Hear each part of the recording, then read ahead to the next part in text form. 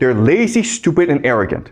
Okay? So, Xerxes, who's leading this invasion, he thinks that, you know what, this strategy of winning a war for attrition, it's not honorable. Because I want to go back and build a monument to myself. Okay? So I want to face the Greeks in a major confrontation. And this confrontation is called the Battle of Salamis. Okay? The Battle of Salamis.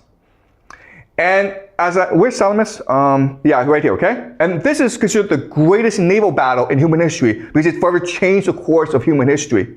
Now, at this point, I keep on saying this, the war is over. You don't have to do anything. Just land troops into Sparta, the Peloponnese, and the Helots will rise up and destroy the Spartans. And the war is over. You've conquered all of Greece. Okay? Do not risk your navy in a military confrontation. So, of course, the Persians decide we're going to risk our navy. And so this leads to the Battle of Salamis, which, again, forever changed the course of human history. All right? So this is another map showing you what happens. Okay? And now we are in the Battle of Salamis. And we know about the Battle of Salamis because of a name named Herodotus. Herodotus, who wrote a book called Histories. And he's considered the father of history because he wrote the first historical work. What he did is he basically went around Greece and he collected memories of the Persian Wars a few decades after the fact, and he wrote it all down. Okay? If you read the histories, it's really funny, it's really interesting, but we have to take it with a grain of salt. Okay? So he writes about the Battle of Thermopylae. Okay? And again, at this point in his history, the war is over. You don't have to do anything. But again, Xerxes says, I want a monument, okay? I want to witness a great climactic battle between my navy and the Greek navy, okay? So he sends his navy into battle, and of course, they get destroyed because, again, it's really important, you don't fight the Greeks face on, okay? You don't do that because the Greeks are heavily armored and you're not. Okay, so this is a Greek trireme. Okay, so Greek trireme, the thing to recognize about is it's mainly soldiers. So they're really fast. They have some soldiers on top, marines on top. Okay, so they're really good at ramming you and destroying your ship.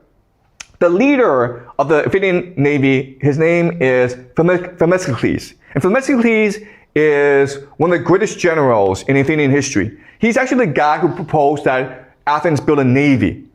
Athens discovered a silver mine, and they used all the silver to build their navy to prepare for the Persian invasion. Okay, and it was Themistocles who led the Athenians against the Persians. Okay, and this is what the battle looks like. Okay, so you still have this massive Persian army converging against the Athenians.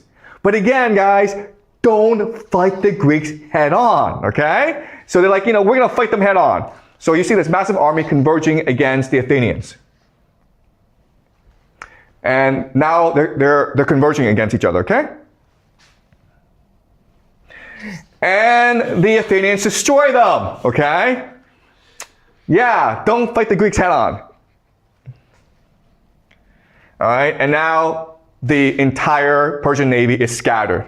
The war is over now. Because now the Persians have lost their navy, which means that they cannot resupply. They have no more mobility. And so what will happen next is that the Athenians destroy the Persian navy. What happened next is the Spartans want to destroy the remaining Persian forces in Greece. Okay? This is why you don't do, I can't, I'm sorry, it's just the dumbest thing I've ever seen, okay? They won the war and they screwed it up. Okay? Once you lose a navy, you can't resupply. Once you can't resupply, you've lost the war. All right? So this is from Herodotus. All right? So what's going to happen is the Battle of Salamis is lost. But the Persians still have this huge army in Greece. And so the Persian king, Xerxes, he's like, I'm out of here, man. I came here to burn down Athens. I've done that. I'm going to go home now. And I'm going to let my general, Mardonius, take care of the Greeks. Okay? So Mardonius is like, I don't really want to fight these guys anymore. So Mardonius sends an envoy to the Athenians and said, you know what? The king of kings, Xerxes, says this. We're really sorry we burned down your city. Really sorry we burned down your temple. But we'll give you a lot of money. So please stop fighting us, okay? And this is what the envoy says to the Athenians. Okay, can you read, please? Why are you so mad as to levy war against the king? For neither can you get the better of him, nor can you resist him forever. You are acquainted with the multitude of Xerxes' army and their achievements. You have heard of the force that is even now with me, so that even if you should get the better of us and conquer, of which, however, you can have no hope if you think soberly, another much more numerous will come against you. Okay, so this is the idea of empire, right? Just mass organization and death. We are infinite in our resources. We are infinite in our wealth. We can just throw army after army after army against you. Athenians, you're like this small little city, okay? Give up already. And the Athenians respond with this, okay? We ourselves are aware of this, that the power of the Medes is Persian, okay? Medes is far greater than ours, so that there was no need to insult us with that. But nevertheless, being ardent for liberty, we will defend ourselves in such manner as we are able. But do not you attempt to persuade us to come to terms with a barbarian, for we will not be persuaded. Go then and tell Mardonius that the Athenians say, so long as the sun shall continue in the same course as now, we will never make terms with Xerxes.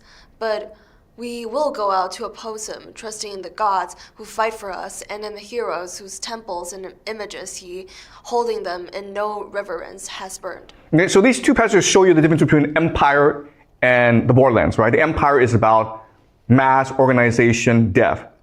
The borderlands, the Greeks, are about openness, energy, and cohesion, okay? The Athenians say to the Persians, we know you're bigger than us, we know you're stronger than us, but we believe in liberty. We believe in each other. We believe in our gods, and therefore we will fight you to the end, okay? All right, so what will happen is that now that Xerxes is gone, now that the navy is scattered, Mardonius is kind of screwed, okay? And so what will happen is the Spartans face off against Mardonius in the Battle of Plataea, and they will destroy Mardonius. Mardonius is killed. And so one of the soldiers says to the king of the Spartans, Pausanias, your uncle Leonidas was killed by the Persians, and they put his head on a spike. Why don't you return the favor and put the head of Mardonius on a pike and show it to the world and show how great the Greeks are? And this is Pausanias' response to this, okay? Can you read? Pausanias answered, I admire your good intentions and your foresight, but you have failed to form a right judgment, for having highly extolled me, my country, and my achievement. You have thrown all down against me to nothing by advising me to insult a dead body, and saying that if I do so I shall increase my fame, which is more fit for barbarians to do than Greeks, and which we abhor even in them. I cannot, therefore, in this matter please the Aeginetae, nor those to whom such things should be pleasing. It is sufficient for me to please the Spartans by doing and speaking what is right. As for Leonidas, whose death you exhort me to avenge, I affirm that he has been amply avenged. Both he and all the others who fell at Thermopylae have been avenged by the countlessness of these men. However, do not you hereafter come to me with such a proposal, nor give such advice, and be thankful that you escaped unpunished. Okay, so what he's saying is that we won because the gods favor us. Why do the gods favor us? Because we are virtuous. Because we are loyal to the gods. We're loyal to ourselves. We are not the barbarians. We are not the Persians. We are the Spartans. Okay, so you can see at this time in history how for the Greeks what matters is their virtue, their faith, and their loyalty, okay? But guess what? This all changes when they become an empire, okay? So I want you guys to remember this. And what we're going to do now is we're going to compare and contrast this what happens when they become an empire, okay? Okay. All right. So the Persians are scattered and they're never going to come back.